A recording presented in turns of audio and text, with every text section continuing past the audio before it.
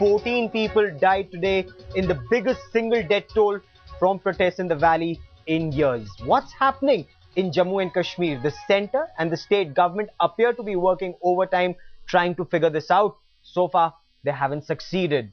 Now, to take charge and change the course of things for better is what they're claiming they want to do. The high-powered Cabinet Committee on Security met in Delhi today. In the valley, as protests raged, the State Director General of Police, Kuldeep Khoda, levelled a very serious and direct charge at the separatists, which he backed with evidence, he claimed. He blamed Hurriyat Haq, Sayyid Ali Shah Gilani for orchestrating this violence.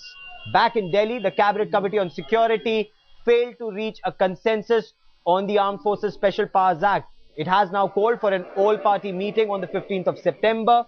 The 3-hour-long meeting ended with an appeal for an end to violence. But appeals and curfews haven't worked in the past. The centre needs to think and act fast. Now, both the Umar Abdullah government in Jammu and Kashmir and the centre in Delhi appear to have failed to check the downslide in Kashmir.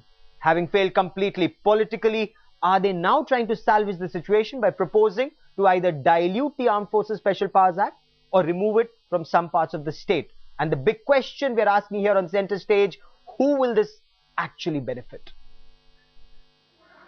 A meeting with the Home Minister, followed by a one-to-one with Congress President Sonia Gandhi.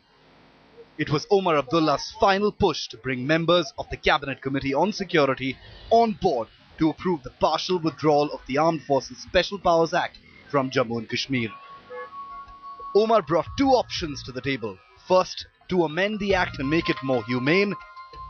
Second, remove the AFSPA in a phased manner from areas where militancy has receded. But hours before the Cabinet Committee meeting for a view on Armed Forces Special Powers Act, fresh violence broke out in several parts of Kashmir Valley. Many people were killed in this violence as well. This despite a fact that a strict curfew was imposed in almost all parts of the Kashmir Valley. Umar Abdullah feels a revocation of the Armed Forces Special Powers Act combined with political initiatives from the centre could have a salutary effect in the valley. And his concerns were echoed by the Prime Minister at the Combined Commanders Conference. The unrest in the state of Jammu and Kashmir over the last few weeks is a matter of concern. The youth of Kashmir are our citizens and their grievances have to be addressed. We have to ensure better delivery of services and generate avenues for economic advancement for the people of that state. We are willing to talk to every person or group which abjures violence within the framework of our constitution. But the partial withdrawal of the Armed Forces Special Powers Act in Kashmir has the political parties split right down the middle. सेना का मनोबल किसी भी तरह से गिराने का कोई प्रयास नहीं किया जाना चाहिए. This act needs to be reviewed. A government should seriously consider withdrawing from Kashmir, Srinagar, the capital. Then government should think of other areas which need not be termed as disturbed areas.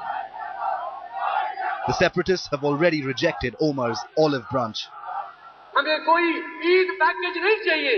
हमें चाहिए कि इज्जत के साथ, वकार के साथ और honesty के साथ इस बात को तस्लीम किया जाए कि जम्मू कश्मीर के लोग, जम्मू कश्मीर के आवाम इस मसले के अव्वलीन फरीक हैं और खाली उनको ये हक है कि वो अपने मुस्तकबिल का फैसला कर सकें. Before leaving for Srinagar, Umar Abdullah knocked on every door for the partial revocation of Special Forces Act. But the revocation of Special Forces Act is only one part of the story. The other part is political solution to the problem of Kashmir. But the big question here is Mr. Umar Abdullah the right person to anchor it? With Shuja from Srinagar and Paulami Saha, Kartikeya Sharma from Delhi for Headlines Today.